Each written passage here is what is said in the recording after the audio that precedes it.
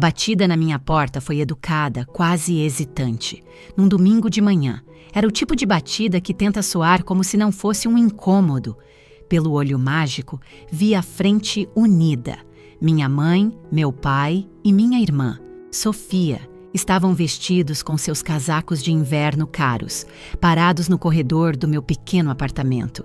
Seus sorrisos estavam esticados um pouco demais, uma expressão familiar que eles guardavam para quando estavam prestes a pedir algo. Meu pai pigarreou, sua voz coberta por aquele mel rico e quente que nunca chegava aos seus olhos. Evelyn, querida, estávamos aqui por perto e pensamos em conversar sobre o espólio da vovó e do vovô. Eles me viam como o último item de uma lista de tarefas, uma simples assinatura necessária numa linha pontilhada. Eu era a filha quieta e confiável, aquela que assinaria qualquer coisa que colocassem na sua frente sem reclamar. Eles estavam ali, segurando uma pasta com alguns documentos e um futuro construído sobre o legado dos meus avós.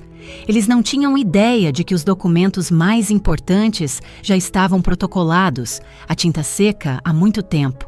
O espólio estava sob meu comando, não era para eles reivindicarem, e o mundo deles, meticulosamente planejado, estava prestes a ruir. Mas antes de entrarmos nisso, me faça um favor e clique no botão de curtir, se inscreva neste canal e me diga nos comentários de onde você está assistindo. Meu nome é Evelyn Moraes, tenho 27 anos e trabalho como advogada de direito ambiental em Florianópolis. Meu trabalho, essencialmente, é ser a voz daqueles que não têm voz. Falo por florestas antigas, ecossistemas fluviais frágeis e trechos do litoral ameaçados pelo desenvolvimento desenfreado.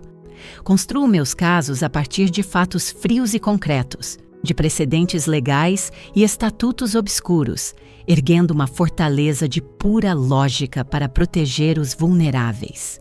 É uma área de trabalho que exige paciência, precisão meticulosa e uma convicção inabalável de que por algumas coisas vale intrinsecamente a pena lutar. Suponho que essa seja uma lição que absorvi dos meus avós, embora nunca tenha imaginado que um dia precisaria aplicá-la para proteger a memória deles. Para meus pais, Ricardo e Leonor, e minha irmã mais nova, Sofia, minha carreira era respeitável o suficiente, mas, no fim das contas, um tanto enigmática. Todo esse esforço por um bando de árvores cheias de musgo. Sofia uma vez ironizou, torcendo o nariz enquanto rolava incessantemente seu feed de redes sociais. Meus pais, por sua vez, só viam o diploma de direito. Era uma caixinha que eu havia preenchido, um símbolo de sucesso aceitável, que eles podiam mencionar em conversas nos seus jantares. Eles nunca perguntaram sobre os casos que me faziam trabalhar noite adentro, ou sobre as pequenas e suadas vitórias que infundiam propósito na minha vida. Eles não conseguiram ver a profunda conexão entre minha vida profissional e o lugar que eu mais amava neste mundo. A casa dos meus avós no litoral catarinense, um refúgio de maresia, pinheiros açoitados pelo vento e uma força duradoura. Eu era a neta que simplesmente estava lá. Não da maneira barulhenta e performática da Sofia. Ela aparecia de supetão por 1 hora, exibia um sorriso brilhante, tirava algumas selfies com a vovó Clara para o Instagram e depois desaparecia com uma desculpa vaga e apressada sobre um compromisso anterior. Eu era a constante silenciosa, aquela que se misturava ao fundo. Eu era quem levava o vovô Arthur às suas consultas com o cardiologista em Florianópolis a cada 2 meses. Eu chegava com o meu sedã funcional, o banco do passageiro já desocupado. Ele sempre cheirava a sua loção pós-barba característica e a hortelã. Ele não gostava de discutir as consultas. Em vez disso, ele se tornava um guia turístico, apontando marcos ao longo da rodovia. Ele me contava histórias sobre o antigo engenho de farinha que já foi o coração da cidade, ou a lenda do faroleiro que jurava ter visto um navio fantasma na neblina. Sua mãe, Ela detesta essa viagem, ele me disse uma vez, seu olhar fixo nas águas agitadas e cinzentas da costa. Diz que é muito longa, muito monótona. Ele deu um tapinha gentil na minha mão, sua pele parecendo um pergaminho velho e seco. Você não acha monótona? Acha, Evelyn? Ele perguntou. Não, vovô, eu disse. E era a mais pura verdade. Eu adoro ouvir suas histórias. Ele ofereceu um sorriso pequeno e genuíno que enrugou os cantos de seus olhos. Naquelas viagens de carro silenciosas, eu me sentia verdadeiramente vista. Sentia-me mais do que apenas uma conveniência. Ele me via. Quando a artrite da vovó Clara se tornou debilitante, era eu quem sentava com ela por horas na poltrona grande que dava para o mar, lendo em voz alta suas revistas de jardinagem. Suas mãos, que antes cuidavam de um jardim imenso com uma força natural, agora estavam nodosas e rígidas.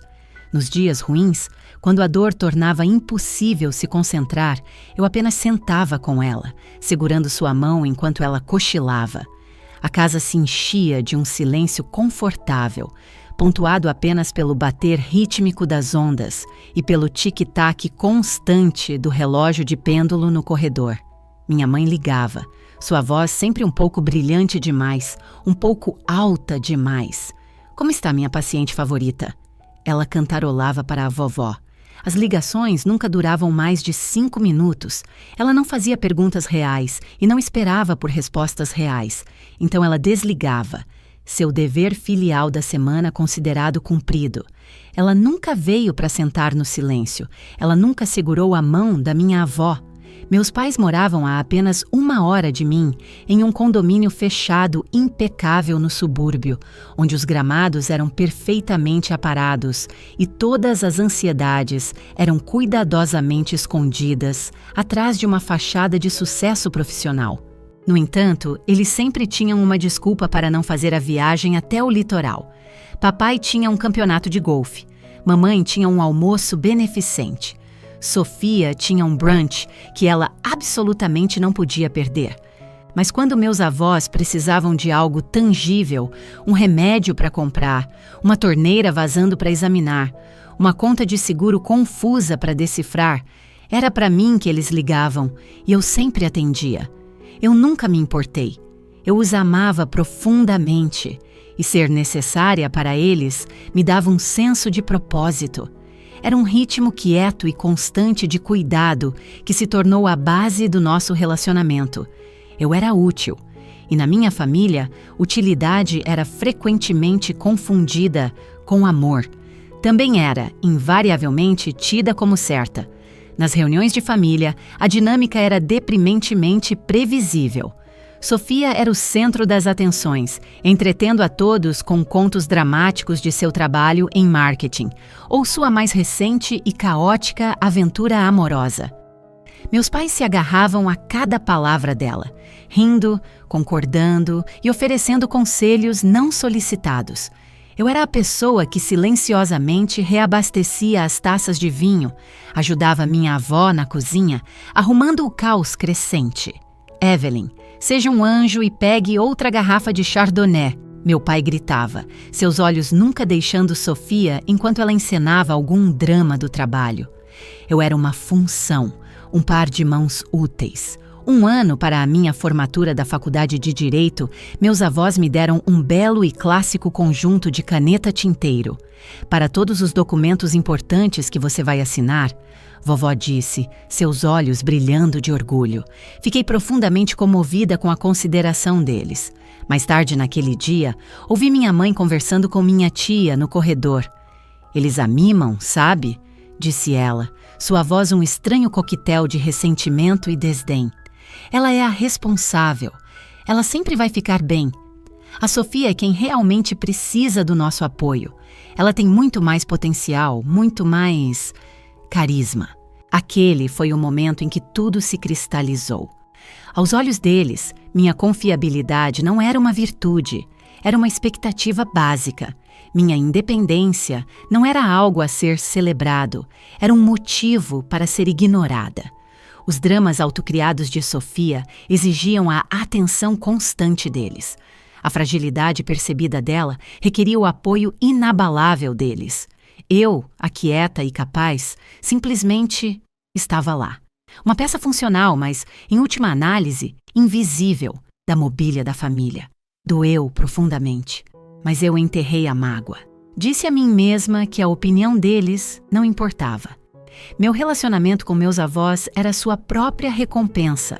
Era real, sólido, construído sobre silêncios compartilhados e inúmeros pequenos atos de serviço.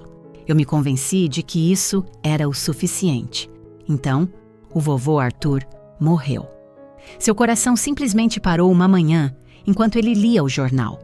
O funeral foi um borrão surreal, mas a imagem da minha avó, parecendo completamente perdida e à deriva, está gravada em minha memória.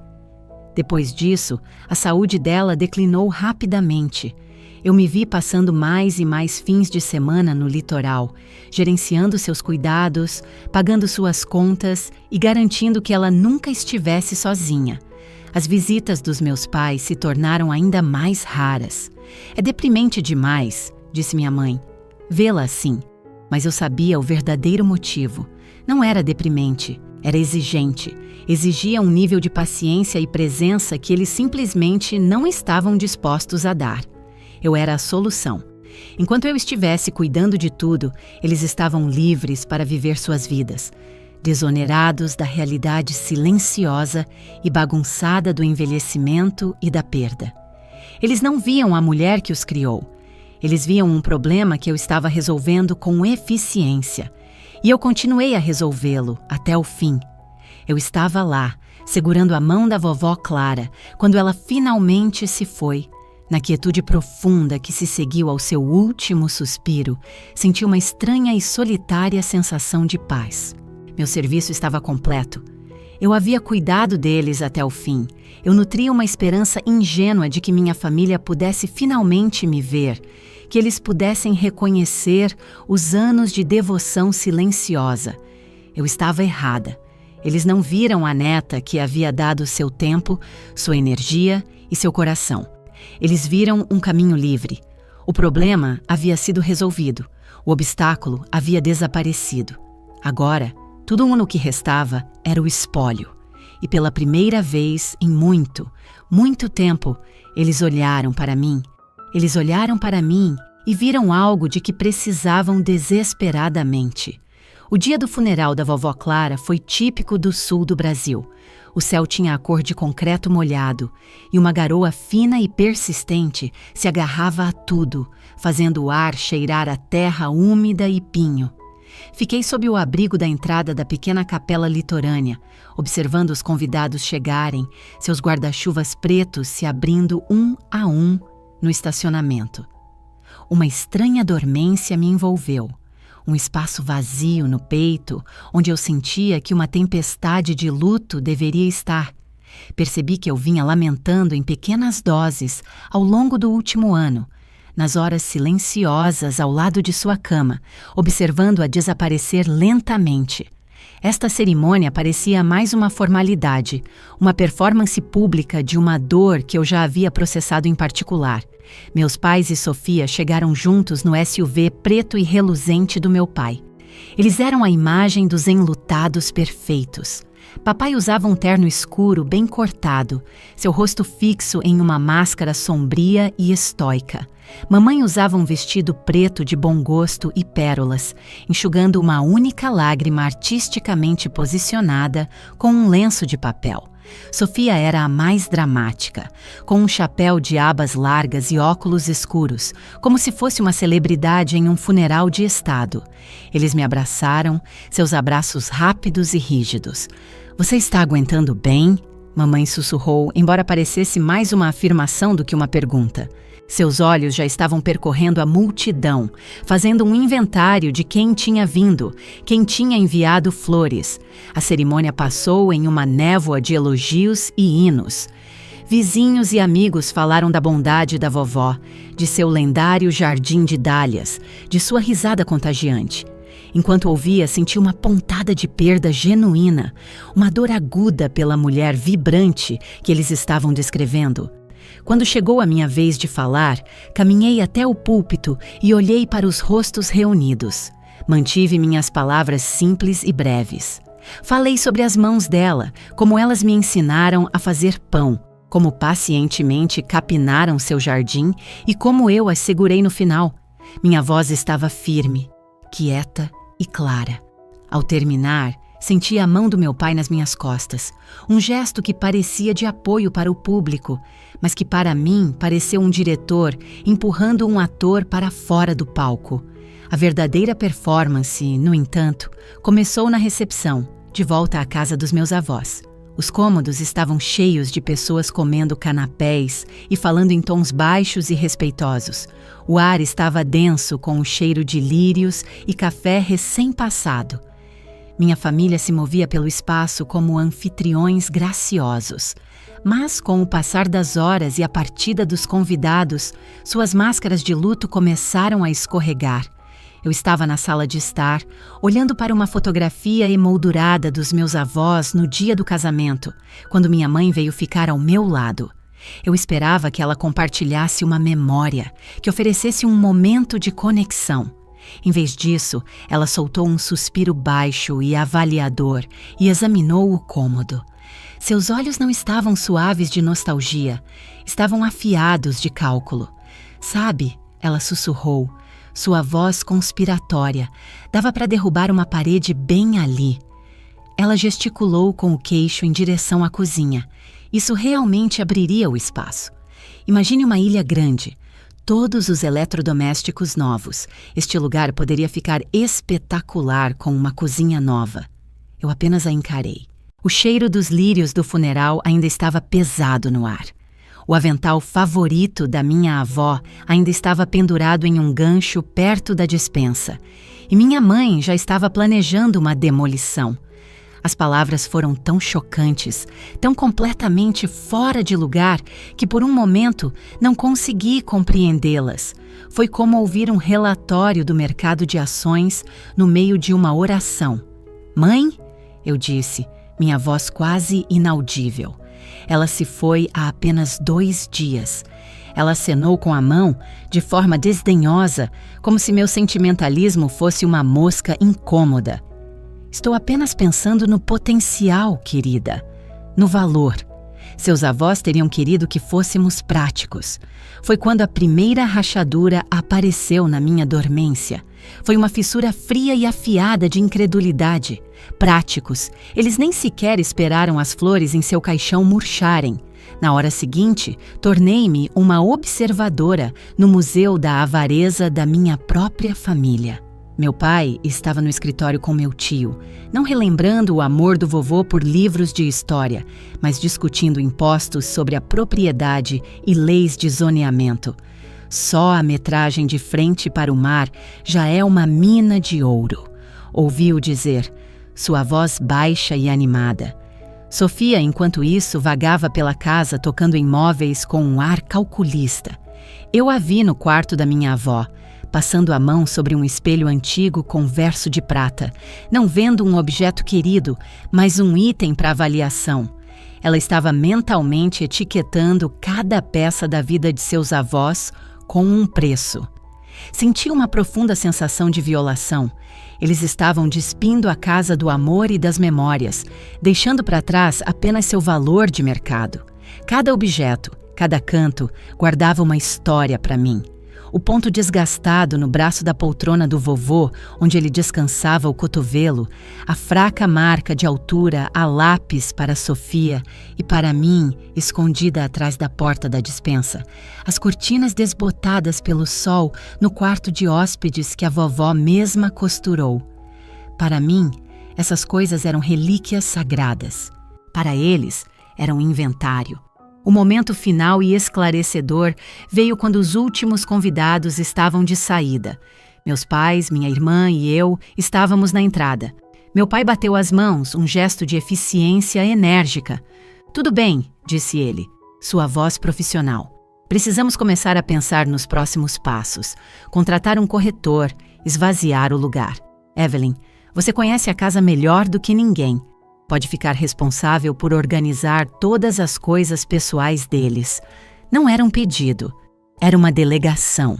Estavam me designando o trabalho emocional de desmantelar a vida dos meus avós para que pudessem lucrar com mais eficiência. Eles queriam que eu empacotasse as memórias, as cartas, as fotografias, todas as peças bagunçadas e inconvenientes de uma vida vivida, para que pudessem ficar com uma casca limpa, vazia e vendável. Olhei para seus rostos, corados com uma estranha e ávida energia. Não havia luto ali, apenas antecipação. E naquele momento entendi a verdade com uma clareza nauseante. A herança não era um legado do amor dos meus avós, era um prêmio que eles sentiam que haviam ganhado. Não se tratava de preservar uma memória, tratava-se de alavancar um ativo. E eu era apenas mais uma ferramenta a ser usada nesse processo. A ferramenta quieta, confiável e útil. Eles esperavam que eu fizesse o trabalho duro e depois me afastasse. A frieza que começou na sala de estar se espalhou por mim, gelando-me até os ossos. Foi um sentimento de profunda desilusão, tão profundo e absoluto que pareceu uma espécie de morte em si. A morte da filha que eu pensava que era e da família que eu pensava que tinha. Um mês após o funeral, a campanha começou. Começou sutilmente, disfarçada na linguagem da praticidade e da preocupação. Minha mãe me ligava no escritório. Querida, você já teve a chance de começar a mexer nos armários da Clara? Não podemos realmente avaliar a casa até que esteja um pouco mais limpa. Meu pai enviava mensagens de texto. Encontrei um corretor especializado em imóveis de frente para o mar. Diz que o mercado está aquecido agora. Deveríamos agir rápido. Eles eram uma unidade coordenada. Um ataque em duas frentes de insistência alegre e logística impaciente. Eu os contive com adiamentos educados e vagos. Estou sobrecarregada com um grande caso no trabalho. Eu dizia. Vou tentar ir lá, neste fim de semana. Cada desculpa me comprava mais alguns dias de silêncio, mas também amplificava visivelmente a frustração deles. Eu estava me tornando um obstáculo, uma engrenagem rangente em sua máquina bem lubrificada de liquidação. O ponto de virada chegou em uma noite de terça-feira. Minha mãe insistiu que eu fosse jantar lá, usando um tom que deixava claro que não era um convite, mas uma intimação. Precisamos ter uma conversa de família adequada sobre o espólio, Evelyn. Todos nós precisamos estar na mesma página. Entrei na casa deles, um lugar que sempre pareceu mais uma página de revista de decoração do que um lar. Tudo era imaculado, bege e desprovido de personalidade. O jantar foi tenso. Meu pai monopolizou a conversa, expondo sua grande estratégia. Ele já havia falado com o corretor, um homem chamado Beto, e tinha um cronograma claro. Ele queria a casa vazia até o final do mês, no mercado no primeiro dia do próximo, e vendida antes do final do trimestre. Ele falava de ganhos de capital e custos de fechamento, sua voz transbordando da autoridade de um CEO em uma reunião trimestral. Sofia intervinha com suas ideias para preparar a casa para a venda, usando termos como paletas de cores neutras e despersonalizar o espaço. A ironia era tão espessa que eu poderia ter engasgado. Eles queriam apagar sistematicamente todos os vestígios dos meus avós para tornar a casa deles mais atraente para estranhos. Fiquei sentada, empurrando um pedaço de salmão pelo prato, oferecendo murmúrios não comprometedores. Meu silêncio, que eu pretendia como um escudo, eles interpretavam como consentimento passivo. Após o jantar, minha mãe insistiu em me mostrar um catálogo de projetos de cozinha para a casa deles. Com o dinheiro da venda, podemos finalmente fazer aquela reforma completa, disse ela, seus olhos brilhando ao apontar para si a foto de uma enorme ilha de mármore. Seu pai merece uma boa recompensa depois de todo o seu trabalho duro. Uma onda de náusea me atingiu. Pedi licença murmurando algo sobre precisar de um copo d'água. Escapei para o silêncio estéril da cozinha deles, apoiando-me na bancada de granito frio, respirando fundo e com firmeza. O som abafado de suas vozes vinha da sala de jantar. Eu não pretendia bisbilhotar, mas fiquei paralisada no lugar. E então ouvi Sofia rir, um som agudo e desdenhoso. Ela está sendo tão difícil com isso, disse Sofia. Qual é o problema dela? Ela está apenas sendo sentimental, respondeu a voz da minha mãe, pingando condescendência. Ela vai ceder, ela sempre cede. Então veio a voz do meu pai, mais baixa e séria. Era a voz que ele usava quando estava fechando um negócio. Ela precisa entender a posição dela aqui. Afinal, ela nos deve. Nós pagamos por cada centavo daquela sua faculdade de direito caríssima. É hora de ela mostrar um pouco de gratidão e ajudar a família. O mundo inclinou. O copo em minha mão parecia impossivelmente pesado. Nós pagamos por cada centavo. A mentira era tão descarada, tão audaciosa, que me tirou o fôlego. Fui atingida por uma lembrança, nítida e clara, de 10 anos antes. Eu estava sentada na mesa da cozinha dos meus avós, a mesma que minha mãe agora queria substituir. A carta de aceitação da faculdade de Direito estava em minhas mãos, mas meu rosto estava tenso de preocupação. Não sei como vou poder pagar por isso, eu havia confessado a eles, o peso das mensalidades me esmagando. Meu avô estendeu a mão sobre a mesa e cobriu a minha com a dele. Evelyn, ele disse, sua voz firme e gentil. Sua avó e eu estivemos economizando para isso. Este é o nosso presente para você. Estamos investindo em você. Você não deve nada a ninguém. Apenas nos dê orgulho. Vovó assentiu, seu sorriso radiante. Queremos que você tenha uma vida própria, livre e desembaraçada, disse ela. Sem dívidas, ninguém te cobrando nada. Eles haviam pago por tudo. Eles me deram minha liberdade, minha carreira, minha independência. E agora, meus próprios pais estavam tentando roubar esse presente, torcê-lo em uma arma para usar contra mim. Eles não estavam apenas apagando meus avós da casa deles. Estavam tentando apagá-los da minha vida, reescrevendo a história para se adequar à sua própria narrativa gananciosa. Então Sofia falou novamente, sua voz tingida com a crueldade casual que eu conhecia tão bem. Sério, apenas diga a ela o que fazer. Ela é fácil de controlar. Fácil de controlar. As palavras caíram como pedras no silêncio da cozinha. Era tudo o que eu era para eles. Um problema a ser resolvido. Um recurso a ser gerenciado. A filha obediente, quieta e fácil. A garota que era útil, mas invisível. Eles não eram apenas gananciosos. Eles não tinham respeito por mim, pela memória dos meus avós ou por seus últimos desejos.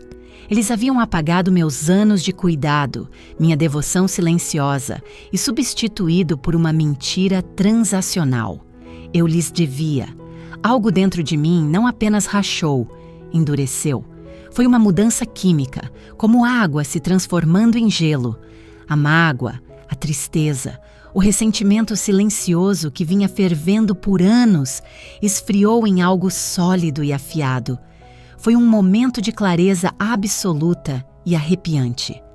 Meu sentimentalismo não era o problema. Meu amor por meus avós não era um obstáculo. Era minha força. E meu silêncio não era mais um escudo.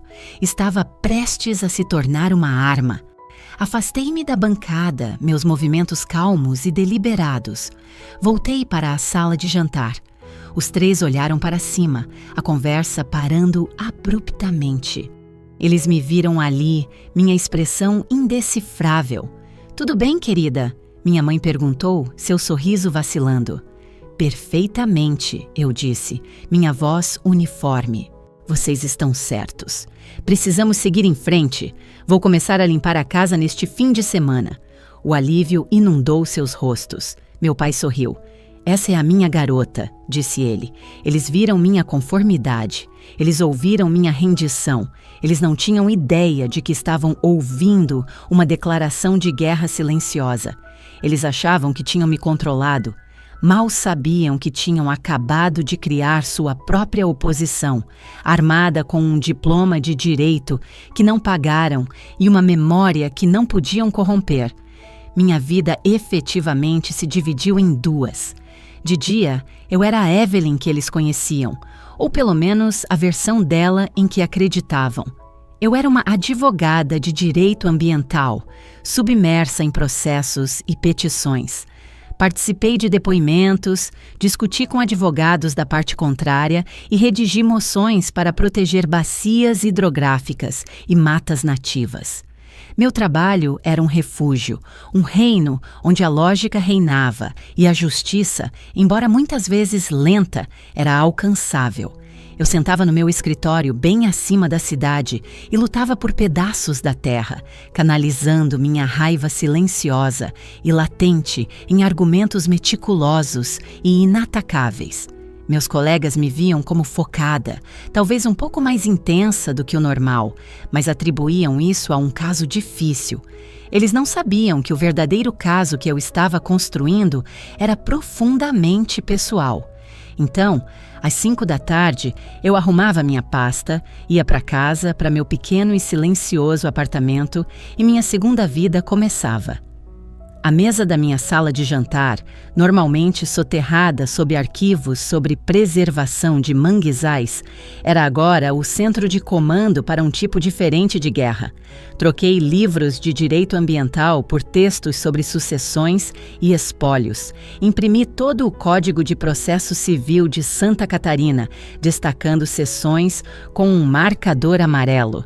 Passei inúmeras horas online, mergulhando na jurisprudência, aprendendo a dança intrincada do dever fiduciário e o poder blindado de um fideicomisso irrevogável. Enquanto meus pais ligavam para corretores e minha irmã folheava catálogos de imóveis, eu estava estudando. A linguagem da lei, que antes parecia abstrata, agora vibrava com um significado potente e pessoal. Palavras como inventariante, beneficiário e vontade testamentária não eram mais apenas vocabulário para uma prova. Eram as ferramentas que eu usaria para construir uma fortaleza ao redor do legado dos meus avós. O primeiro passo foi abrir oficialmente o inventário e me nomear como inventariante do testamento.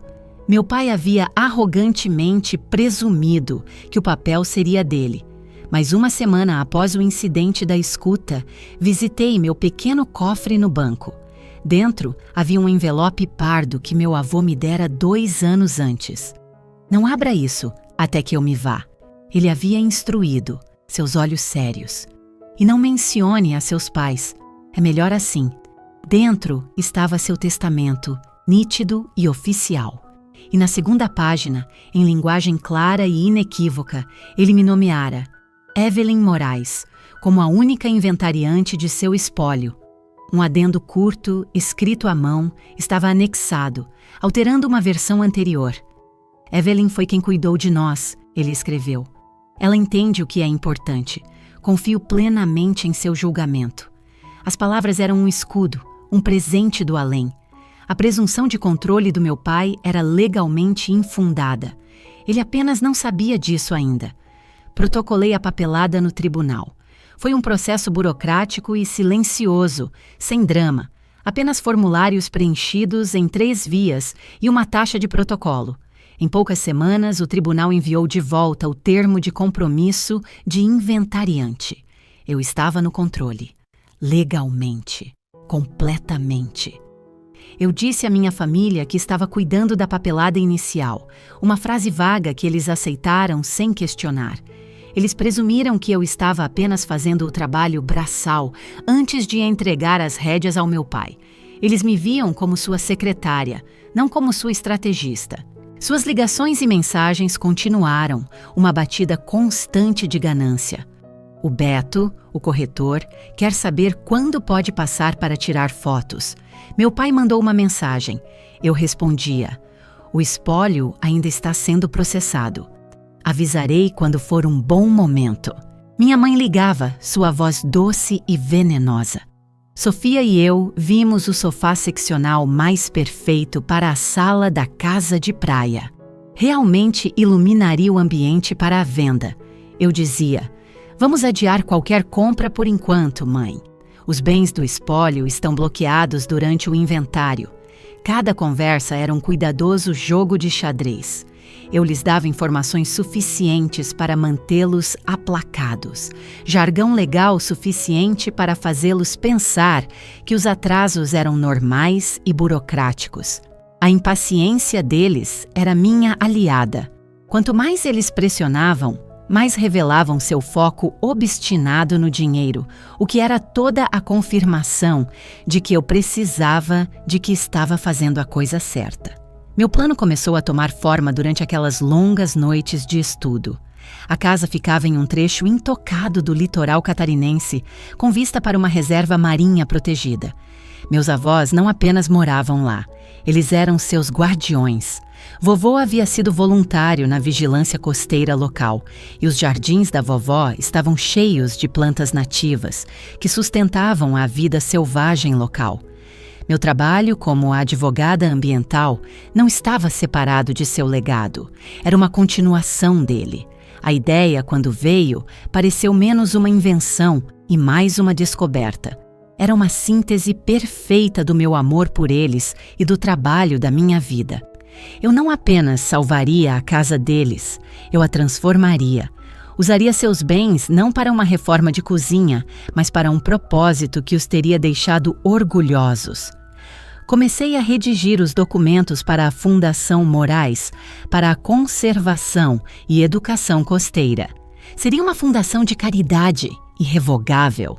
O nome parecia certo, sólido, permanente.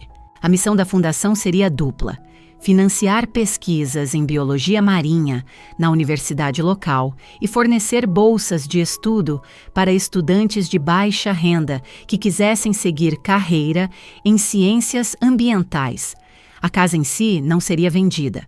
Se tornaria a sede da fundação, um lugar para pesquisadores visitantes se hospedarem, um centro para oficinas comunitárias sobre conservação. O trabalho legal foi complexo. Tive que garantir que a fundação fosse blindada, imune a qualquer contestação legal que minha família pudesse montar. Passei um fim de semana inteiro cruzando referências de estatutos, redigindo o estatuto social e definindo a missão com tanta precisão que não poderia haver brechas. Cada cláusula era um tijolo no muro que eu estava construindo ao redor da memória deles. Uma noite, enquanto finalizava os documentos da fundação, olhei para uma foto na minha mesa. Era de mim, com 10 anos, na praia com meu avô. Ele estava apontando para o oceano, explicando as marés, seu rosto cheio de uma paixão silenciosa. Naquele momento, soube com certeza absoluta que estava honrando seus desejos muito melhor do que um simples testamento jamais poderia. Ele não havia deixado apenas uma casa, ele havia deixado um conjunto de valores. Meus pais haviam herdado a propriedade, eu havia herdado o propósito, e meu poder silencioso vinha de entender a diferença. A decisão estava tomada e o plano construído, mas a ação final exigia uma peregrinação. Eu não podia assinar os documentos no meu apartamento estéril em Florianópolis. O ato parecia sagrado demais para isso. Tinha que ser feito na casa, no coração do lugar que eu estava tentando salvar. Esperei por uma noite de terça-feira, uma em que a lua era apenas um fiapo e a costa estaria escura e silenciosa. Arrumei minha pasta com os documentos legais meticulosamente preparados. A escritura de doação, o estatuto da fundação, o termo de compromisso de inventariante do tribunal. Então eu dirigi. A viagem de 2 horas até o litoral foi uma jornada pela minha própria memória. Cada curva na estrada, cada marco familiar, despertava uma lembrança de uma viagem com o vovô. Eu quase podia ouvir sua voz narrando a história da paisagem, sua presença silenciosa preenchendo o banco do passageiro. O luto que eu vinha mantendo à distância, canalizando para estratégia legal e raiva fria, começou a emergir. Era uma tristeza limpa e aguda pelas 2 pessoas que eu havia perdido e uma dor surda e latejante pela família que eu estava prestes a perder. Este ato era uma ruptura final e irrevogável. Ao proteger a memória dos meus avós, eu estava escolhendo me tornar órfã dos vivos. Cheguei a casa pouco antes da meia-noite. O ar estava frio e pesado com o cheiro de sal e pinho molhado. Entrei com a velha chave de latão, o silêncio lá dentro uma coisa viva. A casa estava exatamente como eu a deixara após o funeral, um lugar congelado no tempo. Uma fina camada de poeira cobria os móveis e o ar estava viciado. Mas por baixo de tudo estava o cheiro familiar da vida dos meus avós. O pot-pourri de lavanda da vovó, o tabaco de cachimbo do vovô, o cheiro fraco e reconfortante de fumaça de lenha de um fogo há muito extinto. Não acendia as luzes principais, não queria inundar o lugar com uma claridade forte e interrogadora.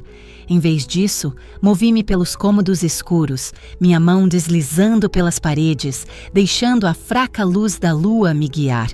Eu estava me despedindo, não da casa em si, mas da vida que eu conhecera dentro dela. Parei na sala de estar diante da poltrona de couro gasta do vovô.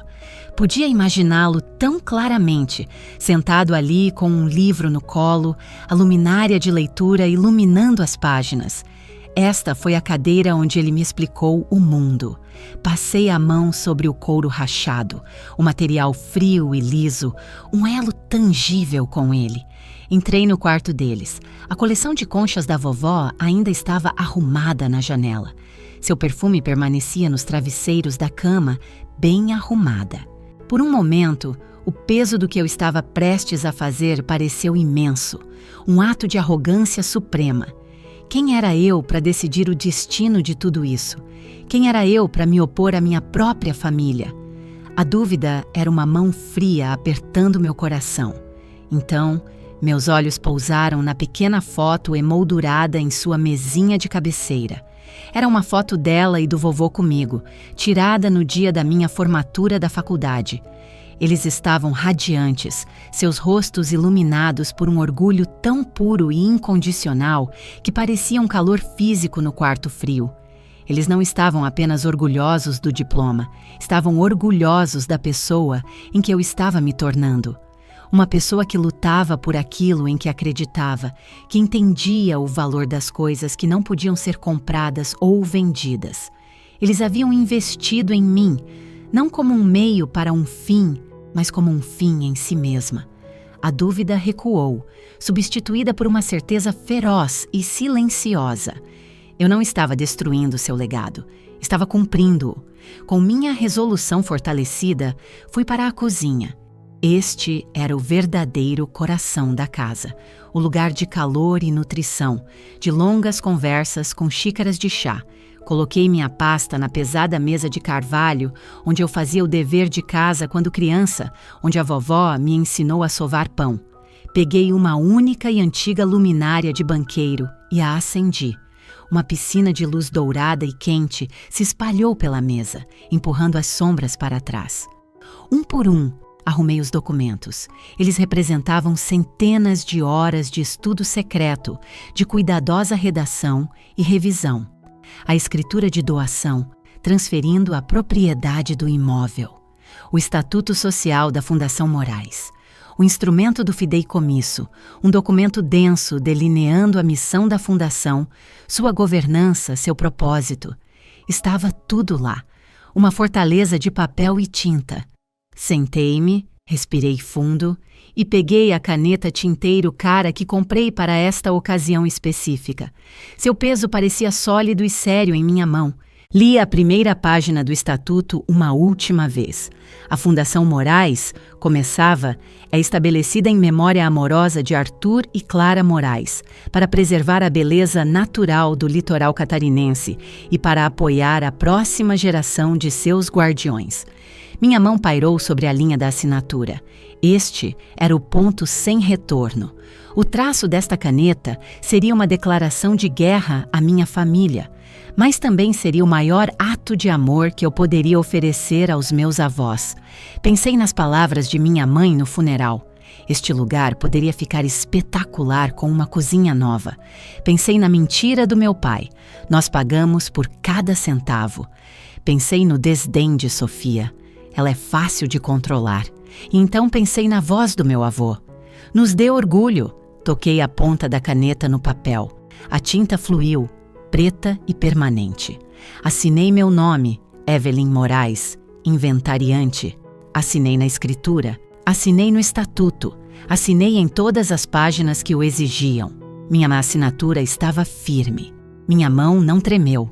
Quando o último documento foi assinado, empilhei-os cuidadosamente de volta em uma pilha organizada. O ato estava consumado. A casa, o dinheiro, as memórias estavam seguros agora. Pertenciam ao mar, ao futuro, à memória do amor, não às garras da ganância. Uma paz profunda e pesada se instalou sobre mim. Não era o sentimento vertiginoso da vitória, mas a quietude solene de uma promessa cumprida. Apaguei a luminária e a luz da lua encheu novamente o cômodo. Caminhei até a grande janela da cozinha que dava para o oceano escuro e agitado. O primeiro indício do amanhecer começava a clarear o céu a leste, uma linha cinza tênue separando o mar dos céus. A casa permanecia silenciosa ao meu redor, não mais apenas uma propriedade, mas uma protetora. E eu, sua arquiteta silenciosa, observei o novo dia começar, sozinha, mas não solitária. Nas 2 semanas que se seguiram à minha viagem noturna, uma calma enganosa se instalou.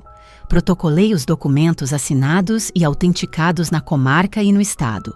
A Fundação Moraes era agora uma entidade legal e a transferência dos bens do espólio era uma questão de registro público, enterrada nas engrenagens lentas e rangentes da burocracia, onde ninguém notaria, a menos que estivesse procurando especificamente. Minha família, é claro, não estava procurando lá. Eles estavam procurando no Zap Imóveis. O primeiro tremor veio de Sofia. Foi uma mensagem de texto, que chegou numa tarde de sexta-feira, enquanto eu estava em uma reunião. Consistia em uma única captura de tela de uma busca no Zap Imóveis por propriedades na cidade dos meus avós. Um círculo rosa brilhante desenhado ao redor do espaço vazio, onde a casa deveria estar. O texto abaixo dizia: Eu ignorei. Sabia que o silêncio seria mais enervante para ela do que qualquer desculpa. Algumas horas depois, meu telefone tocou. Era Sofia. Deixei ir para a caixa postal. Sua mensagem era uma cascata de sussurros frenéticos. Evelyn, atende. É sério? O que está acontecendo? Liguei para o Beto, o corretor, e ele disse que não consegue falar com você há 1 semana e que o contrato de exclusividade nunca foi assinado. As pessoas vão pensar que há algo de errado com a propriedade. Você está nos fazendo parecer incompetentes. Me liga de volta. O pânico dela era uma confirmação. O plano deles, tão elegante e simples em suas mentes, havia encontrado seu primeiro obstáculo. Eles haviam assumido que minha conformidade era um dado adquirido. Minha falha em executar a tarefa que me foi designada era incompreensível. No dia seguinte, sábado de manhã, minha mãe ligou. A abordagem dela foi diferente, uma luva de seda escondendo um punho de ferro. Evelyn, querida, ela começou, sua voz irradiando uma preocupação doce e fabricada. Sofia me disse que você tem estado um pouco sobrecarregada com todo esse negócio do espólio. Sei que deve ser muito para você lidar além do seu trabalho exigente. Estamos apenas um pouco preocupados, só isso. Fiz um som não comprometedor, esperando pelo ponto principal. Seu pai e eu estávamos conversando, ela continuou, e realmente achamos que seria melhor se você deixasse ele assumir a papelada a partir de agora. Ele tem muito mais experiência com esses tipos de assuntos financeiros.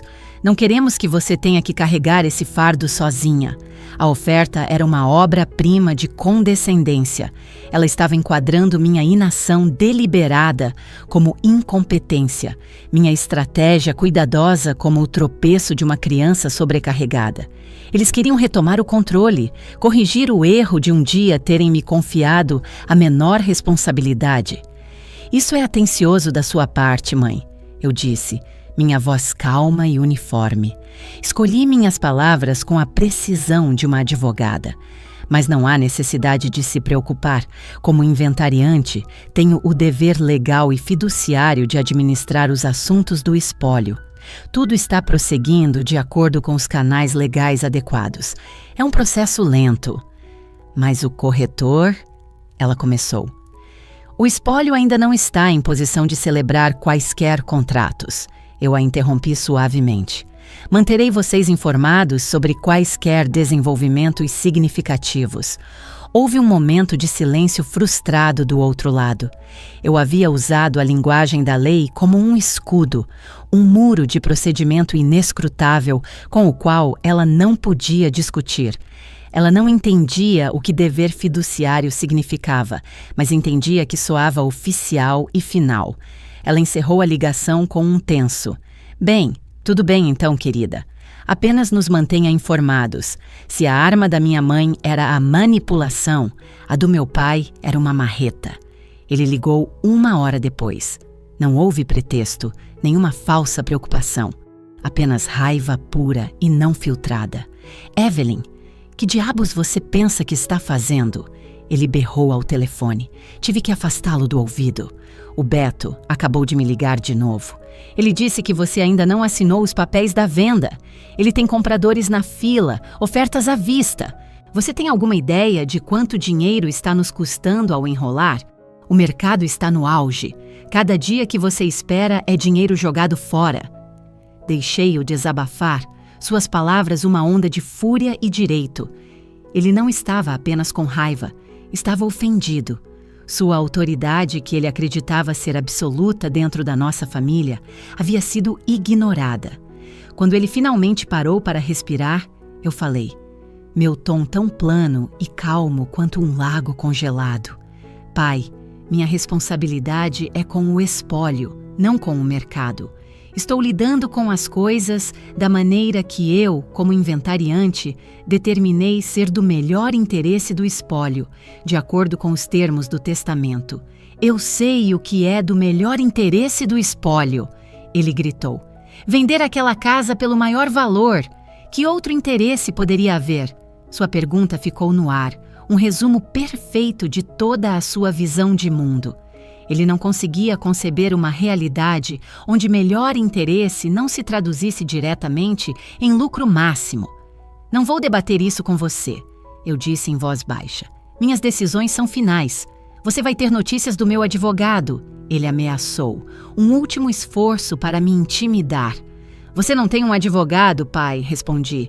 E se contratar um, sugiro que encontre um especializado em direito sucessório.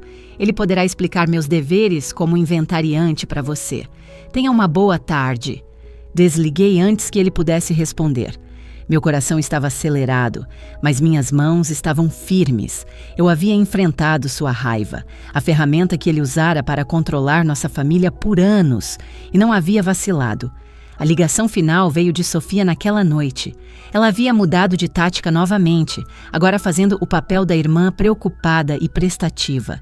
Sua voz era suave, cheia de simpatia fingida. Evelyn, sinto muito pelo papai, ele só... Você sabe como ele fica. Ele está muito estressado. Todos nós estamos. Eu estava pensando... Talvez você esteja certa. Talvez estejamos apressando as coisas. Esperei, em silêncio. Eu só quero ajudar, ela continuou, sua voz ofegante. Há algo errado? Você talvez tenha perdido alguma papelada? Ou há um problema com a escritura? Você pode me contar. Não vou contar para a mamãe e o papai. Podemos resolver isso juntas, só nós duas. Posso ir aí e te ajudar a organizar tudo. Era uma pescaria, uma tentativa de descobrir a origem do problema.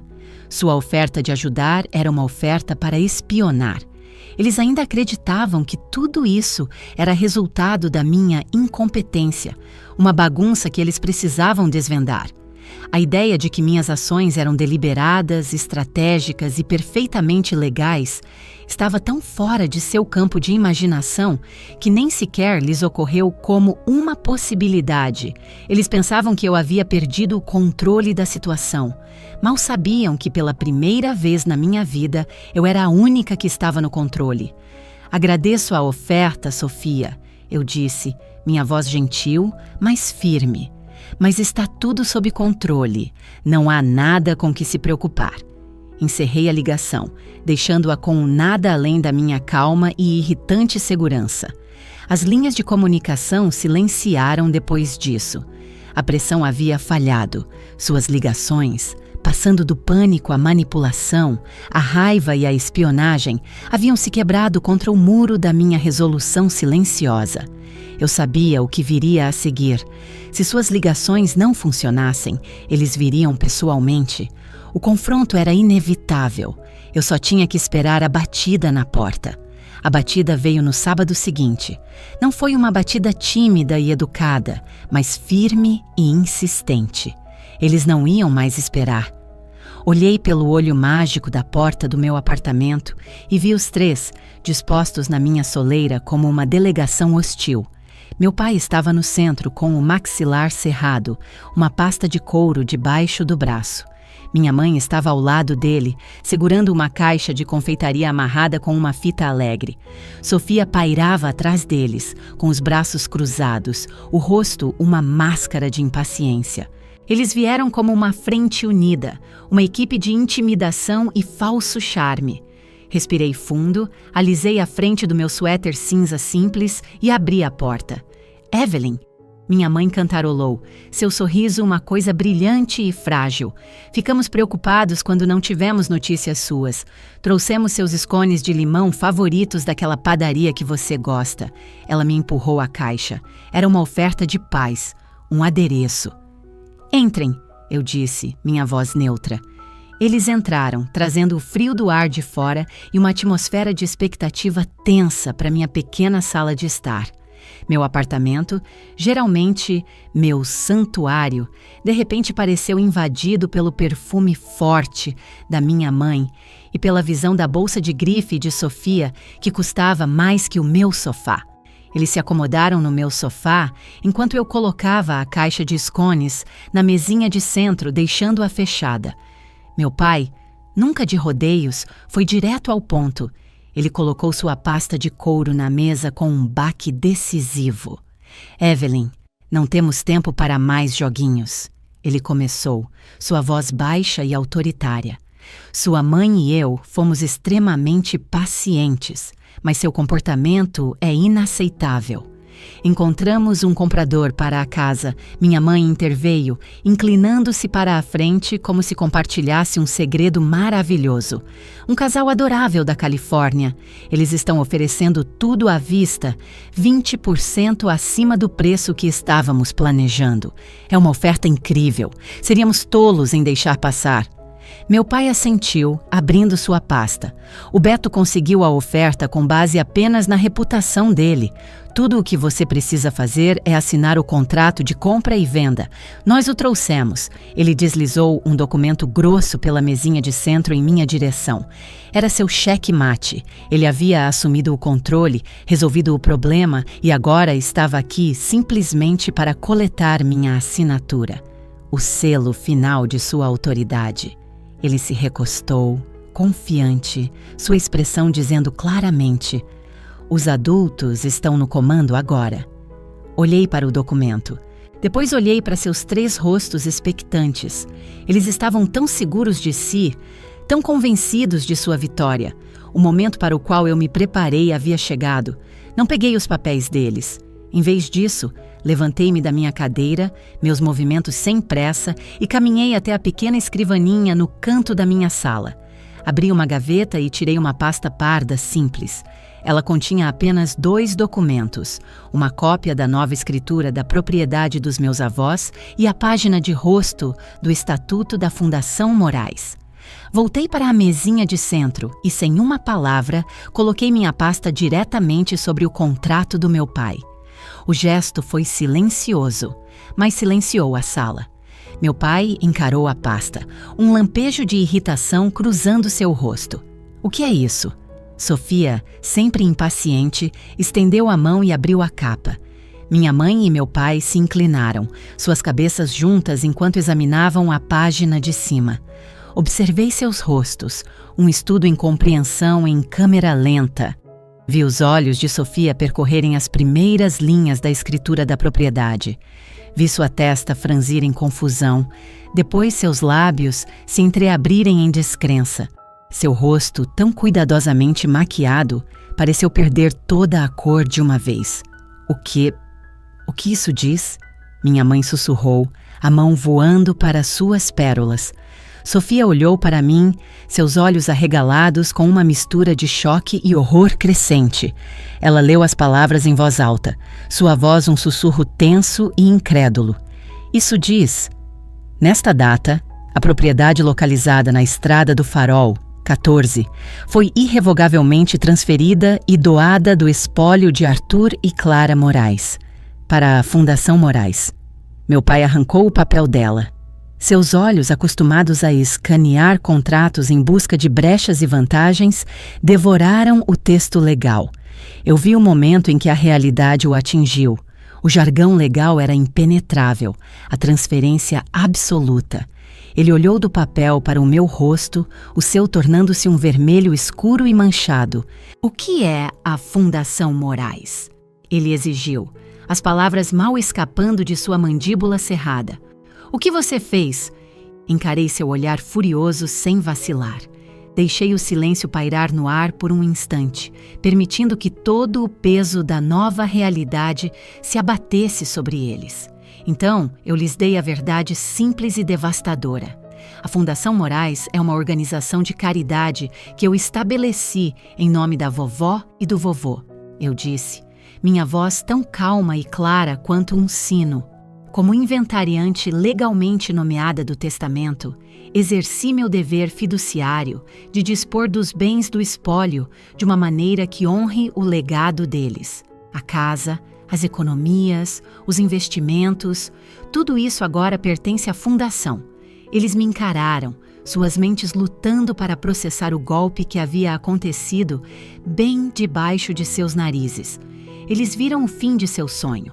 A cozinha nova, as férias, o dinheiro fácil, evaporando no texto simples do documento que seguravam. Sofia foi a primeira a encontrar sua voz, seu sussurro se transformando em um silvo. Você doou? Você doou o nosso dinheiro? Nunca foi o dinheiro de vocês, eu disse suavemente. Olhei para cada um deles, vendo não minha família, mas 3 estranhos unidos por uma ganância comum. E então eu desferi o golpe final, a simples frase que explicava tudo. Eu o salvei, eu disse, de vocês. As 4 palavras pousaram no apartamento silencioso como um detonador. Por um momento, houve apenas incredulidade atordoada. Então, o mundo que eu havia construído tão cuidadosamente para eles rachou, e seus verdadeiros eus saíram rugindo da fissura. Meu pai foi o primeiro a explodir. Ele se levantou de um salto, os papéis legais se espalhando pelo chão. A fachada cuidadosamente construída do empresário poderoso e no controle desapareceu, substituída pela fúria crua de um valentão frustrado. Seu rosto estava carmesim, uma veia pulsando em sua têmpora. "Você fez o quê?" ele berrou, sua voz ecoando na pequena sala. Ele deu um passo em minha direção, seu dedo apontando para o ar. "Você não tinha o direito. Aquela era a nossa herança. Minha. Como você ousa? Depois de tudo o que eu fiz por você, por esta família." Permaneci sentada, minha quietude um contraste gritante com sua raiva. "Você não fez nada por mim, pai. O vovô e a vovó pagaram pela minha educação. Eles me apoiaram. Você apenas convenientemente se esqueceu disso." Sua boca abriu e fechou, mas nenhum som saiu. A verdade de minhas palavras havia momentaneamente curto-circuitado sua fúria. Ele havia construído todo o seu argumento sobre uma base de mentiras, e eu acabara de chutá-la para longe. Minha mãe, vendo que o ataque dele havia falhado, começou o seu. Sua reação não foi raiva, mas uma exibição teatral e aguda de tristeza. Lágrimas brotaram em seus olhos e escorreram por suas bochechas, mas não eram lágrimas de luto. Eram lágrimas de pura e não adulterada perda financeira. "Evelyn, como você pôde ser tão cruel?" Ela soluçou, enxugando os olhos com um lenço de seda. Tínhamos tantos planos, uma cozinha nova. Íamos fazer uma viagem para a Europa, as primeiras férias de verdade que teríamos em anos. Íamos ajudar a Sofia com a entrada de um apartamento. Você destruiu nosso futuro. Você destruiu tudo. Ela estava lamentando a perda de um estilo de vida, não a profanação de um legado. Ela não estava chorando por seus pais, estava chorando por uma bancada de mármore e uma viagem à Toscana. A performance era tão transparente, tão completamente egocêntrica, que eu não senti nada além de uma pena fria e distante. O futuro de vocês não era minha herança para financiar, eu disse em voz baixa. Sofia, no entanto, tornou tudo pessoal. Seu choque se transformou em uma raiva venenosa e sibilante. Ela se levantou do sofá, seu corpo tenso, seus olhos estreitados, com uma vida inteira de supostas injustiças e ressentimentos de irmã. Você é a pessoa mais egoísta e arrogante que eu já conheci, ela cuspiu, sua voz baixa e trêmula de ódio. Você sempre teve que ser a inteligente, a boa, olhando para nós de cima, nos julgando. Você não suportava que finalmente fôssemos ter algo. Você fez isso por despeito, por ciúme. Você é uma vadia fria e ingrata, que nunca se importou com ninguém, além de si mesma. As acusações tinham a intenção de me ferir, de encontrar uma rachadura em minha compostura. Mas eram armas velhas, gastas pelo uso ao longo dos anos.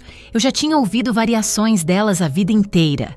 Elas não tinham mais poder sobre mim. Isso não tem nada a ver com ciúme, Sofia, respondi, minha voz desprovida de emoção. Isso tem a ver com proteger as duas pessoas que realmente se importavam comigo.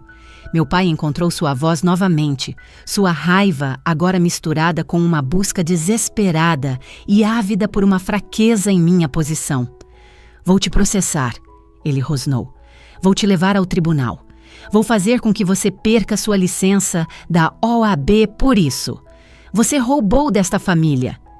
Este era o momento para o qual eu me preparei, o movimento final no jogo de xadrez. Você não pode, eu disse simplesmente, porque eu não infringi nenhuma lei. Na verdade, segui o testamento à risca. Peguei o segundo documento da pasta parda. Era uma cópia do testamento do meu avô, junto com o adendo manuscrito. Eu o estendi.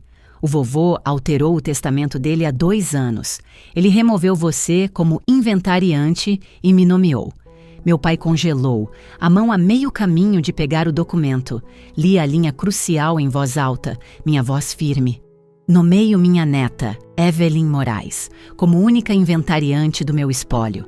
Evelyn foi quem cuidou de nós. Ela entende o que é importante. Confio plenamente em seu julgamento.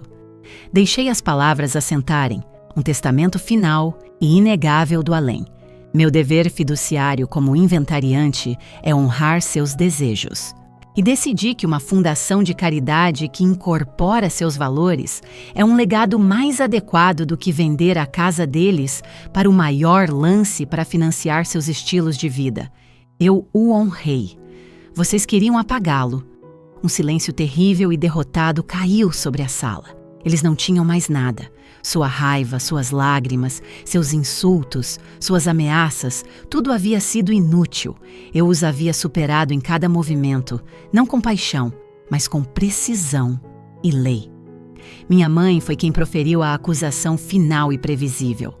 Ela olhou para mim, seu rosto uma bagunça de maquiagem arruinada e ressentimento amargo. Depois de tudo o que fizemos por você, ela sussurrou, sua voz embargada.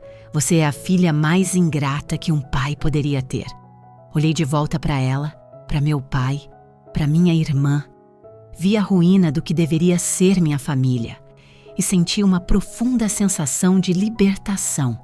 Eu estava finalmente livre de seu julgamento, de suas expectativas, de sua versão condicional e transacional de amor. Vocês chamam de ingratidão, eu disse. Minha voz quieta, mas firme. Eu chamo de justiça. Aquele foi o fim. Não havia mais nada a dizer. Eles juntaram suas coisas em um silêncio atordoado e desajeitado. Meu pai não olhava para mim. Minha mãe ainda chorava suas lágrimas falsas. Sofia me lançou um último olhar de puro ódio antes de virar as costas. Eles saíram do meu apartamento, da minha vida, fechando a porta atrás de si com um clique suave e final. A caixa de scones de limão, intocada, ficou na mesa.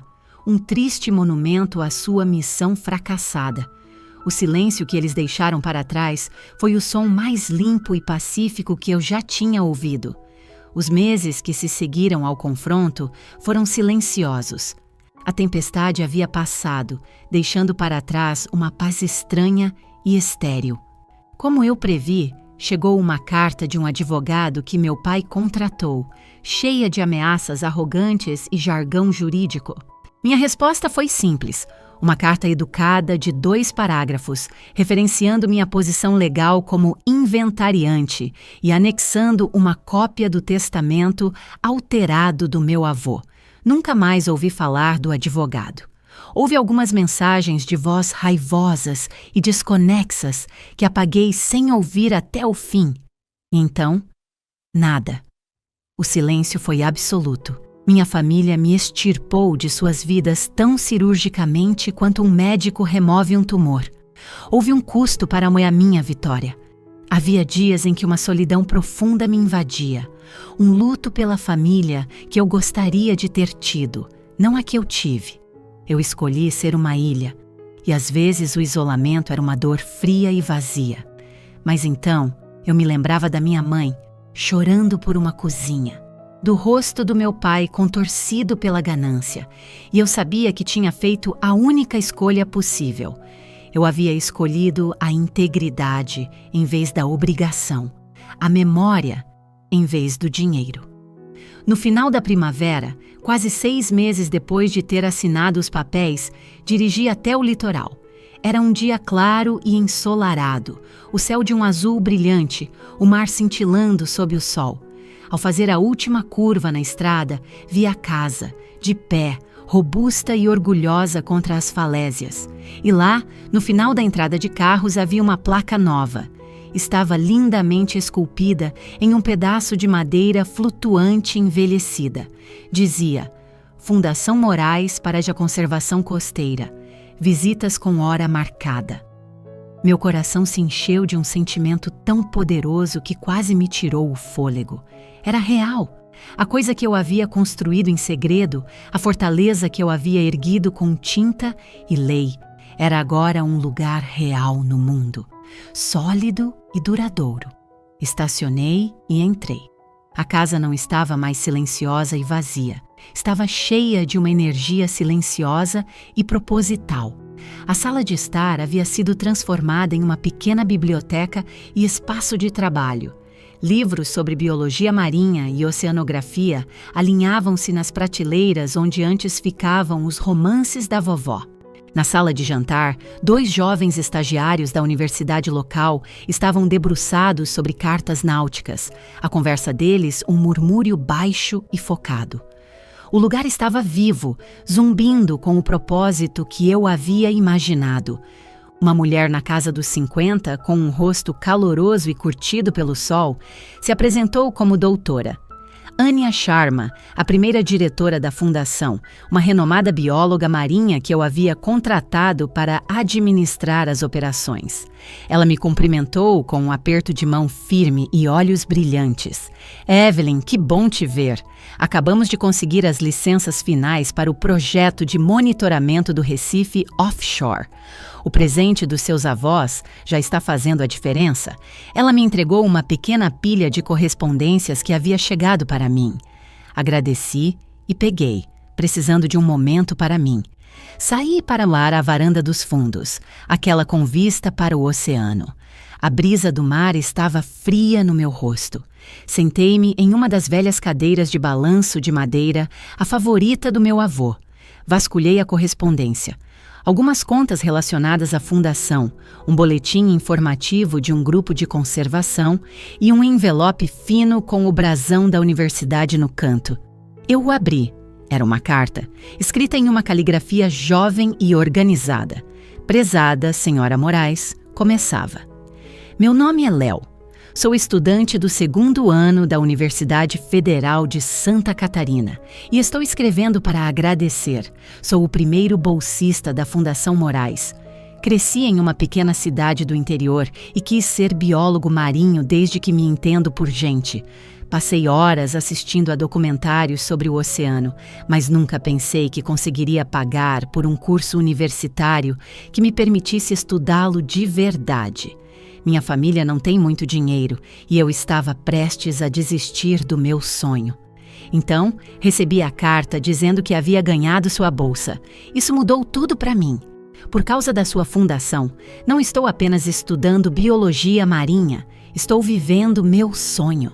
Prometo que vou me esforçar muito para deixar você e seus avós orgulhosos. Obrigado por acreditar em um estranho. Li a carta 2 vezes, as palavras simples e sinceras embaçando através das lágrimas que começaram a cair. Não eram lágrimas de tristeza ou de raiva. Eram lágrimas de uma gratidão silenciosa e profunda. Dobrei a carta e a segurei contra o peito, olhando para as ondas infinitas e rítmicas. Eu não havia destruído o futuro de uma família. Eu havia criado um para outra pessoa.